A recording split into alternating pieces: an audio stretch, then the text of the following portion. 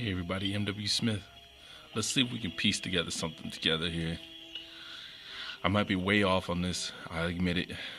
I'm not reaching, I'm just trying to figure this out because my mind's trying to wrap around this. Inhale this, but do not touch. I smell nothing. What you do not smell is called iocane powder. It is odorless, tasteless, dissolves instantly in liquid, and is among the more deadly poisons known to man. I bet you just by inhaling it, that's what killed him. Plus the woman in red, check that out. Because what is it, Black Child Video Production, shout out to him. Because he was the one that pointed out that the woman in red always represents death.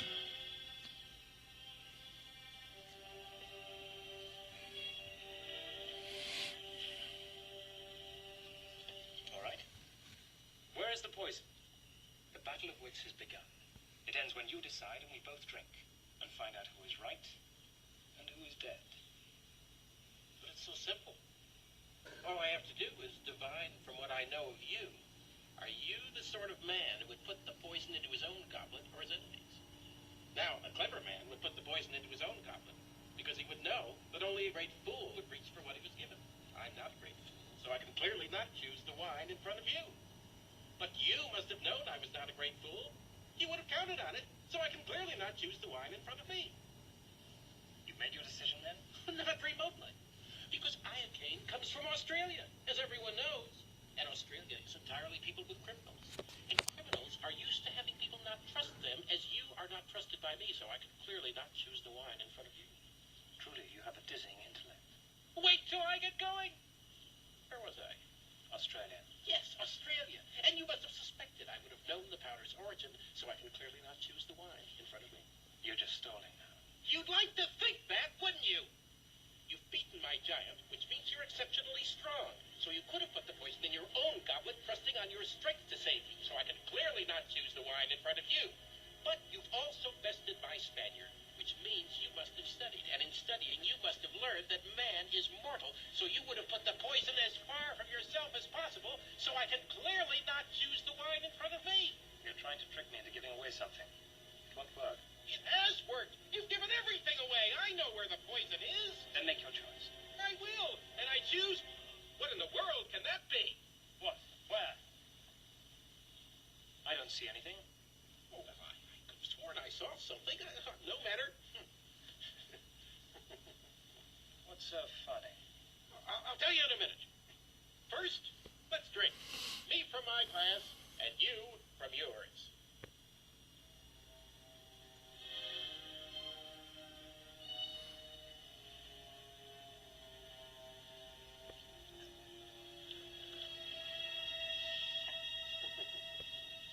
Guessed wrong. You only think I guessed wrong. That's what's so funny. I switched glasses when your back was turned. Ha ha, you fool. You fell victim to one of the classic blunders. The most famous is never get involved in a land war in Asia. But only slightly less well known is this. Never go in against a Sicilian when death is on the line.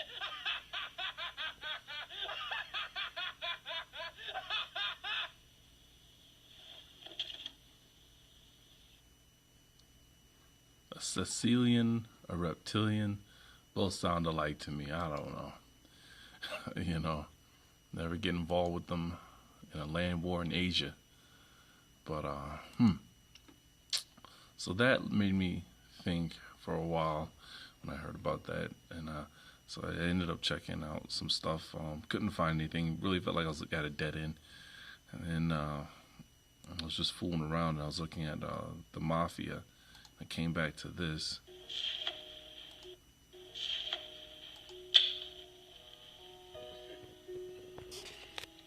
You're Sicilian, huh? Sicilian. You know, I read a lot, especially about things, about history. I find that shit fascinating. Here's a fact, I don't know whether you know or not.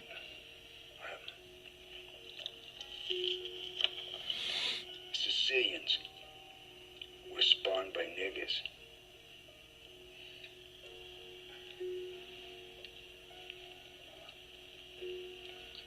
Come again?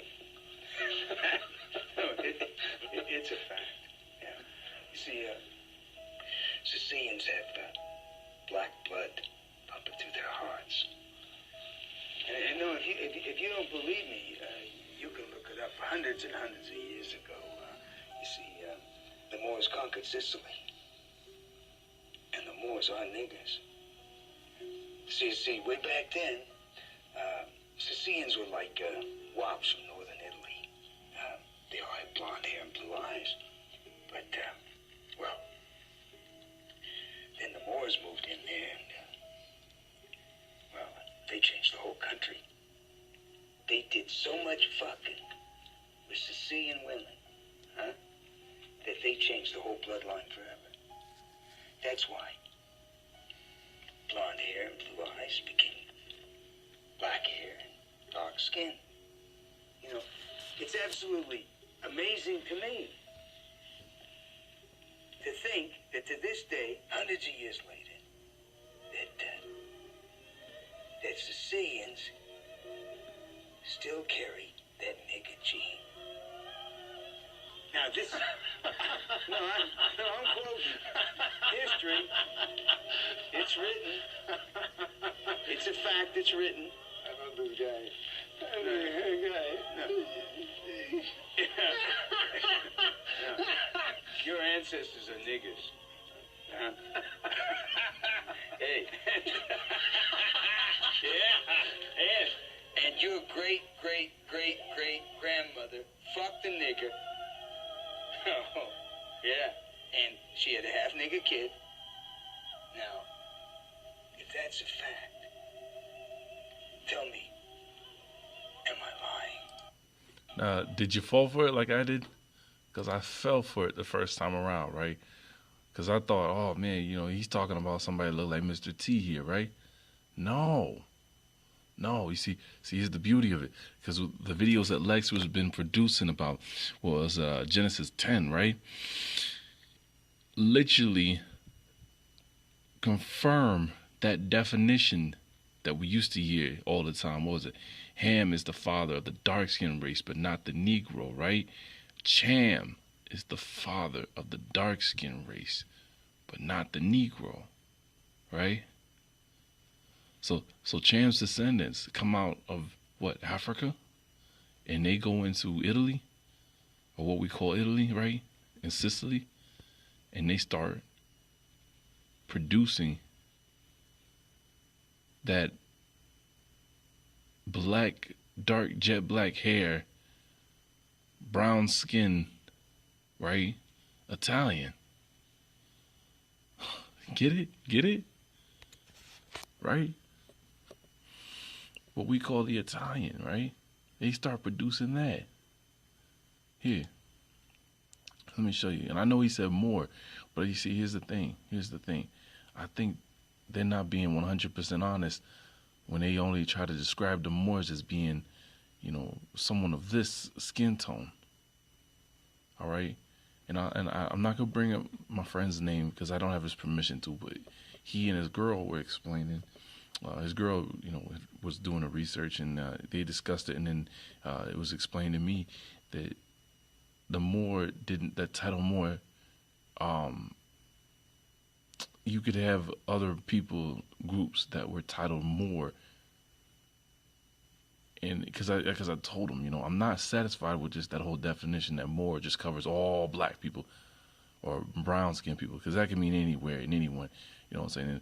You guys, people sitting in Asia, they brown skinned, so they Moors, and it's just I want more specifics. I want more direct terms. You know what I'm saying? Something that I can apply like directly to someone or a people group. But check this out. Ready?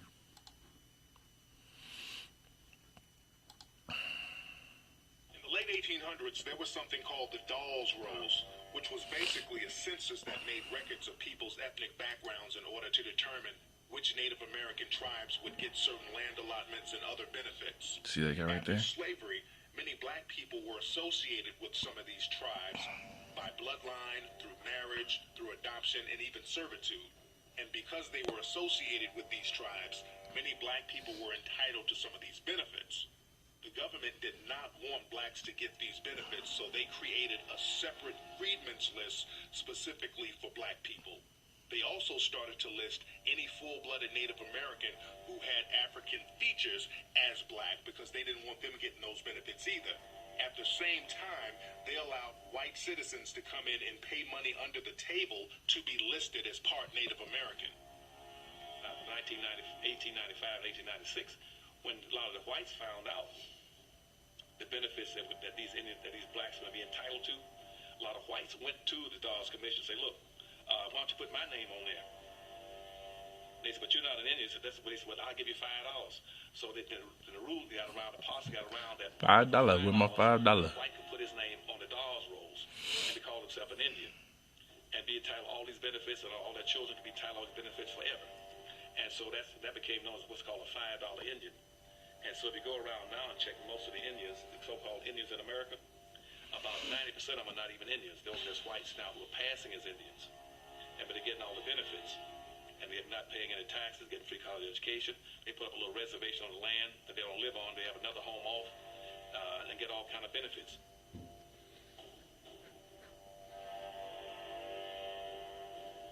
Iron Eyes Cody was another famous... Now check this out, because I was talking to Arthur Scott way back when we first started talking, and this guy brought up, and he was telling me about this, and man, it just went right over my head. It went right over my head. Native American person. He was in the media for years. In the 1970s, they utilized him for this pollution commercial. He was known as... Look at that. Now look, my adopted dad, now this is what he looks like, all right? And he always tells me that he's Italian.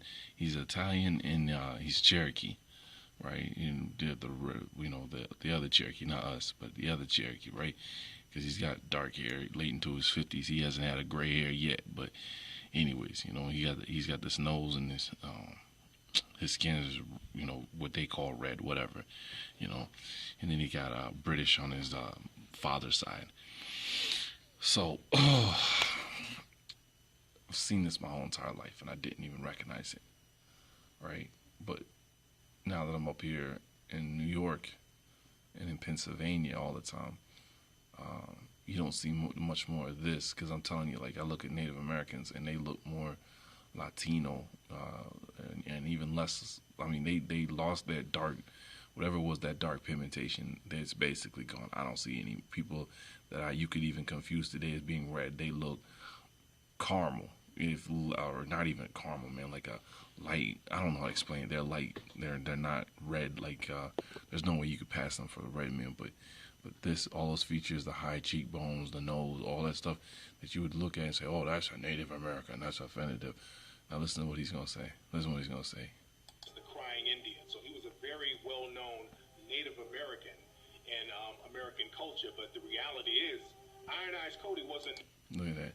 And don't they have that Indian on the, the 5 cents buffalo, was it nickel or something like that? Looking just like this. Looking just like this. And they want to say, oh, this is a Native American. Listen to this. Native American at all. He was Sicilian. Both of his parents were from Sicily. So he didn't have Sicilian. Both of Native American at all. He was Sicilian. Both of his parents were. Reality is, Iron Eyes Cody wasn't Native American at all. He was Sicilian. Both of his parents were from Sicily. So he didn't have one drop of Native American blood in him. He was another fake Indian. So did you hear that? Did you hear that? So what do we have? We got they tell you, don't get involved with a land war in Asia, but the worst thing to do is try to get involved with the Sicilian when death is on the line, right?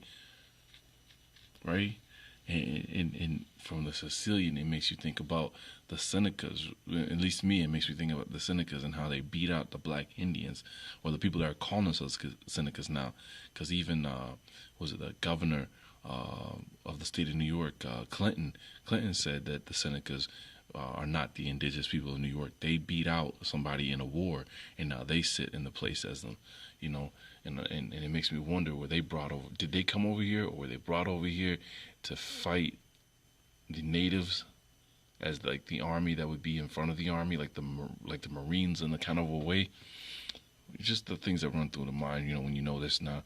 But and then it takes me to that Sicilian video there, where he says, these people came out of Africa, right? They were Moors, And I'm going to show you why I think you could even claim that they are of some type of Moorish background, or at least have the knowledge of the Moors. Because I was thinking about that too. And then the whole definition that Cham is the father of the dark skinned race, but not the Negro. This would fit. You know what I'm saying? Because there's some of these that so-called Native Americans that are black, just as black as we are, and that's the argument that people like to throw them, up in, when you bring up, well, it says they were copper color. Oh, there's a lot of dark Indians, and they just as dark too. There's a lot of East Indians that are just as dark or darker than you, and, and it's like, yeah, definition, right? These are the Canaanites. Okay, I'm gonna show you what I was talking about. Something that got brought up once before when I was learning about the Australian feathers that people mistake a lot of times for eagle feathers, right? Check this out. It's a Native American. They say this is headdress. And I've already been. Let's see here.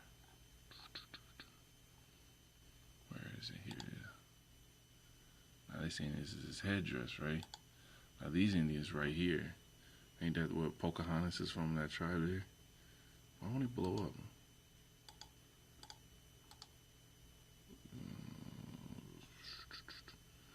Let me see if I can get a different one.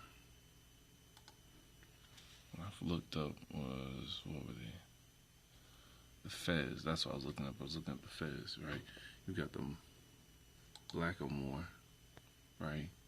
Wearing the Fez, right? Then you got the Shriner, who wears the Fez, right? And you always see those Egypt movies, and the Shriner always got the Fez on you, right? And then you have Native Americans. Where is this? I had an image of it perfectly. You have Native Americans that also wear the Fez. And the only reason I even came across that is because this guy was telling me about the Native Americans wearing ostrich feathers, and ostrich is where they located. Wearing the Fez. So what's the connection between the Sicilians, or the people that look like Sicilians, that claim to be Native Americans, the Moors, the Blackamoors, There's an image of one. Go back here. Moors, right? What's their connection? Along with the Shriner. Along with the Shriners.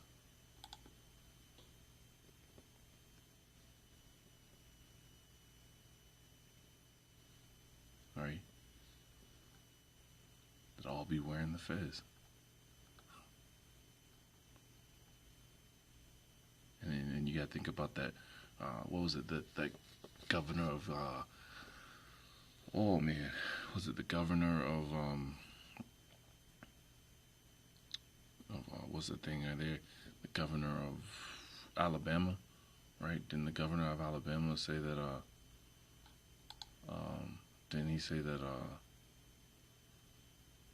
he was talking in private with one of his other compadres, and they were talking about the indigenous people being Indians and stuff like that, right? All right, and the other guy corrected him and said, no, not Indians, they're the indigenous. And real quick, while I'm at this, I want to give a big shout out to Lex Will, because I don't know how many times I've seen these things in videos and I just didn't capture. I mean, I took away from it. I mean, I already know that this is the native, but I didn't capture that it was right there at the end where it talks about the European. I've read it, but it didn't click that the European part there is, but now applies to the descendants of the Europeans born in America, meaning he is now the Native American. He is now the copper color. Besides Cobb Calloway in his song Copper Colored Girl, he is now the copper color, right? the Native American applies to his descendants, not your descendants, not her descendants. And yeah, I just was watching Lex's video, and then I just, because I've read this, and I thought, oh, all right, man, that's incriminating, but it didn't stick until I heard it out loud and differently, you know what I'm saying, or the same way. Just explain the emphasis on making sure that we remember the European born, the person that looks like they could, you know, they're from Sicily, the descendants of Sicily. That's it. Anyways, I hope I didn't ramble and take too much of your time. Just check this out. If you got any comments, I'm welcome to them. It's NW Smith, and I'm out.